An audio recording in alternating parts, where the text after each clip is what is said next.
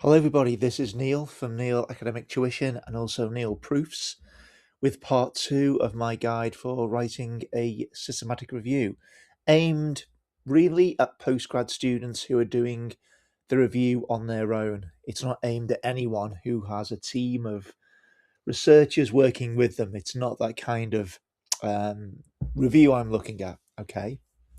So, hopefully, you've seen part one where I gave an overview of the sections and kind of what's expected. So, this part two really looks at the introduction part and the methods part or method parts because the methods are split into different sections.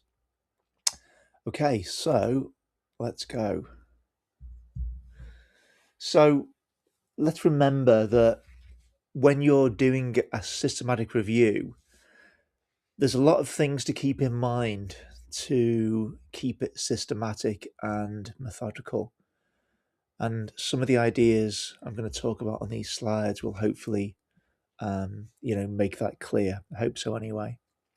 So, obviously, with a review, like anything, you're not just repeating information. You're finding information, but then you're reading it and assessing it. However, before you can get there, you need to introduce the foundation, the rationale, and the literature of previous research, and then you go on to the method sections, which is really where you have a transparent um, a transparent range of sections where the reader can see exactly how you did your research and why you did it, that kind of thing, why you chose certain methods, I should say. Okay. So, like any piece of research, you have to make it feasible. You've got to make it doable for you. That's really important. So, even though it's good to be ambitious, obviously, because of course, you've got to kind of temper the ambition with making it doable. Okay, that's something to always bear in mind. So, the introduction, and I don't know how many words this will be because it depends on your word count and it can vary. I've seen different lecturers, different subjects, different universities have different word count limits. So hopefully you've been given a guide about how many words you should use. Fundamentally, the introduction contains these three things. You can see we've got 1, 2, 3 on the screen. Okay. So you need to research what's currently out there. Okay. So you need to do a kind of a mini scope, if you will, before you decide on what you're going to do. Now, once you've actually done that, you can use the research that you've scoped, read, as a kind of literature review, where you discuss what the topic in question is, what research currently shows, the different debates in the area, the different things that stand out. And they might stand out because, there were problems with them, there were challenges with them, or they might stand out possibly because these are just issues that come up again and again and again in this particular topic because it might be quite challenging to solve. So set the scene, give the main research that you can find. Then we can lead on to the rationale for doing it. Now, the rationale for doing it should be based on what you've read, which leads to the gap. Okay, so the rationale and the gap are really found in the same way because if you found the gap in the literature that you've read and researched, as in, the literature is not doing something that you think it should be doing, for example, that's your gap. And that's also your rationale for doing it. You know, the rationale can also build on this a little bit more by maybe saying that what you're doing or the reason you're doing it is one, it's under researched or it needs more modern research, but two, um, the ideas or the issues that you're going to, find out about and write about more are issues that come up again and again in your subject. Because maybe, as I said a few moments ago, maybe it's a challenging thing. Maybe it's one of those subject areas that changes over time or changes quite rapidly depending on what you're writing about. So be clear why and what the gap is, the reason for doing it and why it's important that you're doing it.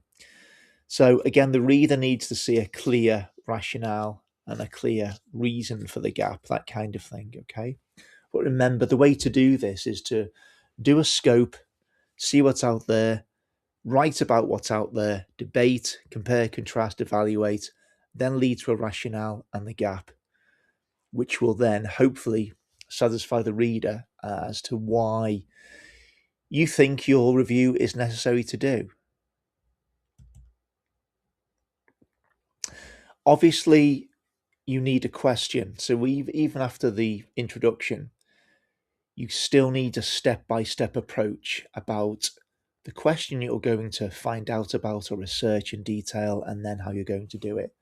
So you obviously have the difficult things I should say, of not making the question too broad or too narrow. And here are a couple of examples, I should say. Now we can use the PICO framework, which is very common, and there are variations on this. The PICOS framework, and there's also the PECO, I think it's PECO, but basically they're very, very similar. They're just really variations on a theme. But the idea is, remember, by doing, say, PICO, you can then formulate a question which breaks down the question into the PICO acronyms, I should say. So we can see a very vague example on the left side, the student draft bit, way too general, way too general. You could write a book on that. On the right, you can see the question and the PICO elements broken down with those brackets. Now here we've got intervention, comparator, sometimes just called comparison, outcome and population. Now your PICO might go in the PICO order. What I mean is it doesn't have to go in this order. It doesn't have to end with population. Okay. So, but just this example, it does. You can turn it round so it does go more in a more logical PICO order, starting with population. But as I said on the previous video, you can't rush this element. This is really important to do, because if you don't get this right, then it runs the risk of, having a not very effective review. So make sure you're clear and at least pretty satisfied before you go any further. And this next slide builds on what I just said about things being too broad, too narrow. So that's why if you have done some research, like a scoping search, not a scoping review, because that's another thing, it's another big piece of research. But if you've done a scoping search, if you found the exact match, then that doesn't mean that you should not do it. As in, if you find an exact match for your PICO that you've thought of, that does not mean that you should not do it. It just means that maybe you need to change the parameters of the focus.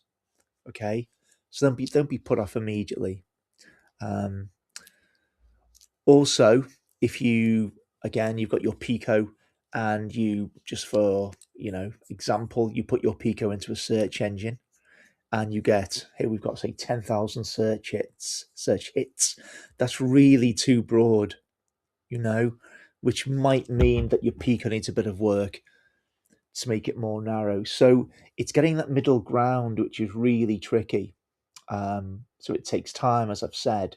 So once you've got your example PICO, see what's out there, and if it doesn't work, or if it's too broad, or if someone's done the same thing recently, change it, change the parameters, make it more precise, okay, before you move on. Because when you move on off the PICO, that's when the real work starts, I should say. The methods really comes into its own. Now here we've got a kind of structure for the methods. So we're going for the possible protocol registration if that's necessary. You'll be told if you're expected to register your SR. Then we've got the inclusion and exclusion criteria, the search strategy, the screening of sources, the extraction, um, assessments and bias, that kind of thing. Now, the way you do these things in terms of what order, that will be governed partly by your subject and partly by your lecturer. So the person obviously marking it, or at least in charge of you, he or she might have a preferred way of organizing things. Even though it's very common to go from general to specific in terms of, you know, you're going to start off with how you did the search and then what the search found and then what you extracted, etc. There can be some slight variations, not many, but there can be some slight. So make sure you're clear about what order these things should go in, and also be clear about what kind of titles you're going to give them, because you may have seen that there's lots of research out there, many systematic reviews and lots of guides on them, and often they can use slightly different section headings, for the same thing. So just be clear that what you're doing is what you said you were going to do, if you see what I mean. And another thing, as you can see on the right, like with all research which has a strong methodological element, the reason for having a structured method section with clear transparency, clear transparency, is that it should be doable by someone else. So that's why you need to kind of be as precise as possible with what you did and why you did it. Because here we've got, it says, the ultimate test is replicability, if I can say that. If there's anything missing, anything vague, the keen-eyed reader will find out, the keen-eyed marker will find this out. Okay? So remember, be clear as possible. If you're vague, then it can indicate that either you don't know what you're doing, or it can indicate that you're kind of unsure about what should go in each particular section. So that first bit, protocol registration, as it says here, it's not always mandatory. Prospero is the main registration point for systematic reviews. It's just that it can give you a feeling of now the work begins, as in now this is going to be properly academic. So it might give you more motivation, that kind of thing. But it comes with its own kind of drawbacks. So I'd be careful.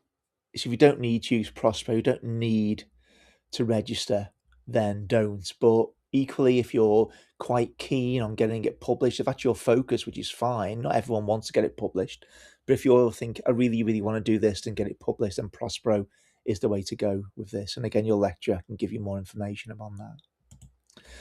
I mentioned inclusion and exclusion criteria. Sometimes these are bullet pointed in a systematic review, as well as written about as a paragraph. So for each of these sections, you need a paragraph about the areas that you're writing about, the methods that you're writing about, and then sometimes a table, or sometimes bullet points. So it can be quite common to have the inclusion and exclusion criteria in a table, which is bullet pointed, and it lists everything that you're going to use to include, everything that's going to count for the research you're going to find, and everything you're going to exclude. Again, be as specific as possible. Avoid the temptation to be too vague. Don't make it too difficult. Be as precise as you can. And hopefully you've got a few ideas from a scoping search anyway. Okay. So, things to do with time, obviously, maybe populations, ages, possible genders, that kind of thing, treatments, specific treatments, that kind of thing you can include. So don't be too vague. And you obviously need quite a range of inclusion and exclusion criteria. I mean, probably more inclusion than exclusion, because you want more focus of this is what I'm going to need for my detailed review, rather than I'm going to exclude lots and lots and lots. You might only exclude a handful of things, but include quite a range.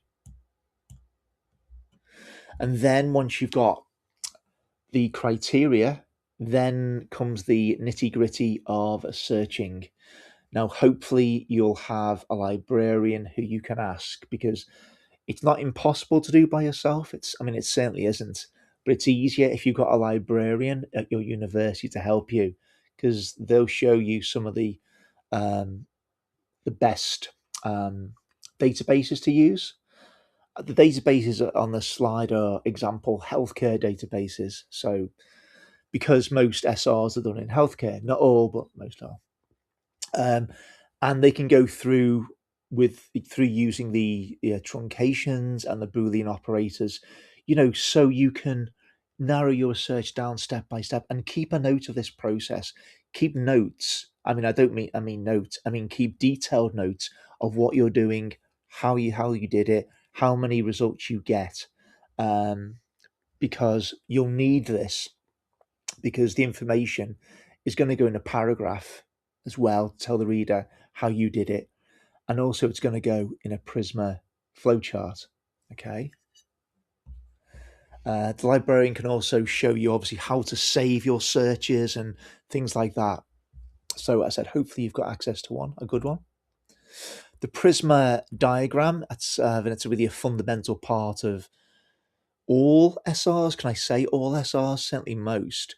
Um, so it's a useful tool to show at a glance how you started in terms of the first research results you found, leading down to the eventual um, evidence that you will use for your review. As in the data that you will use for your results and discussion. Okay. Now, as I said, this can be different depending on if you're working as a team or working for yourself, working by yourself.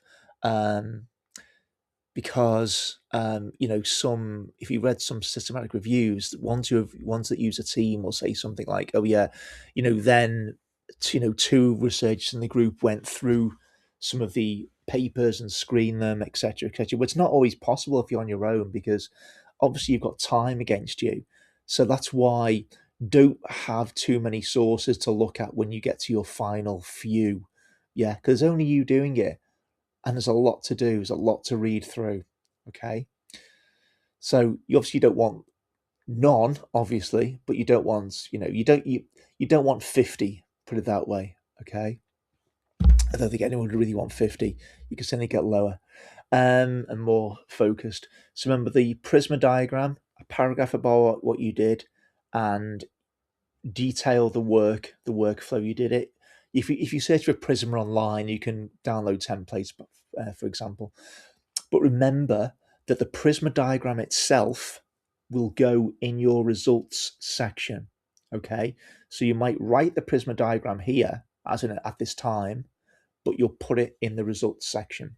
Okay, because it is the results of your screening process.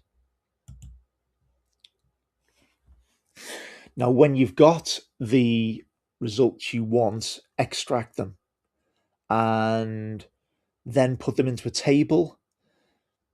It says here standard extraction points, author year, population demographics, etc., study design, outcomes, limitations.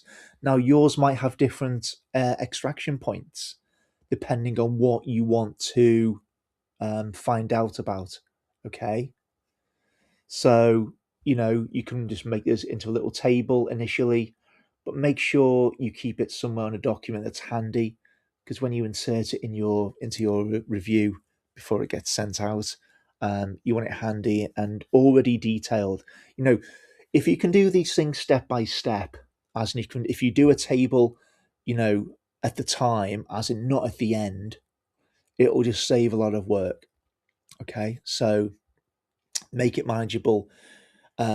Keep everything compact, keep everything saved, labeled, so you can find it easily, and obviously saved in more than one place just in case it goes missing or something happens. You know that.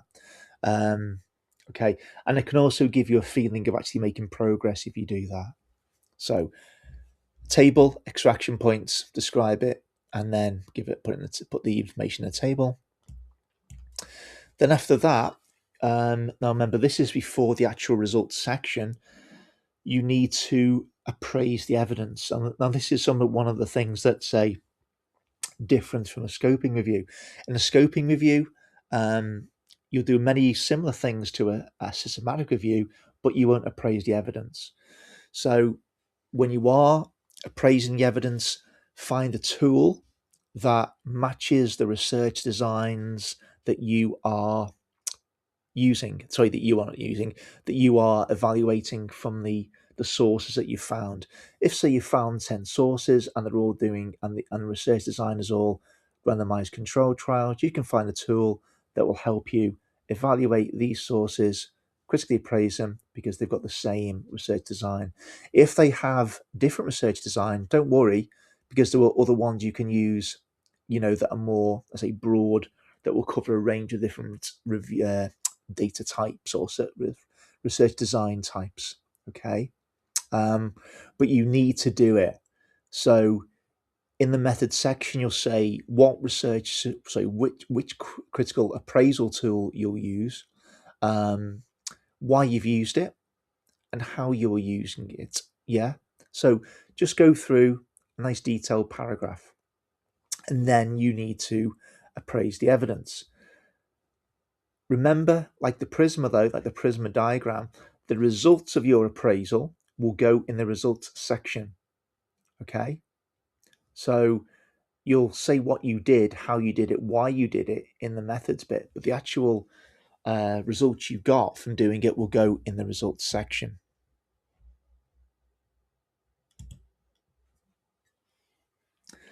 Now, one thing to consider flowing from the introduction to the end of the method section is this thing that says the golden thread, but the idea that every section leads logically onto the next one.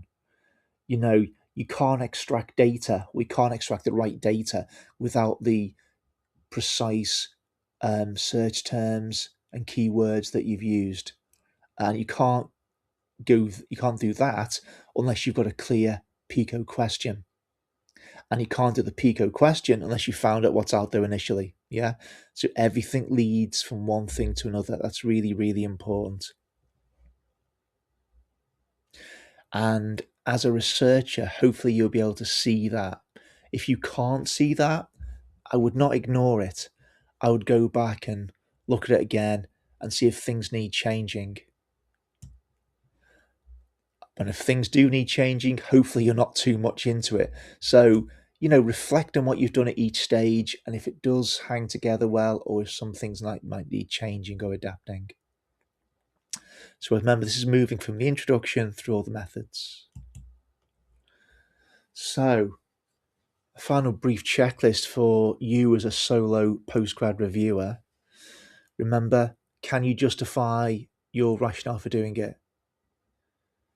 Is the question you're using clear in a Pico or similar structure? Have you got clear inclusion, exclusion criteria? And can the search be done precisely? Can the information be extracted? Can you document it without making it overwhelming? What are you going to appraise? Which tool are you going to appraise? How are you going to look? How are you going to assess things for bias as well? As a solo researcher, you can't do everything.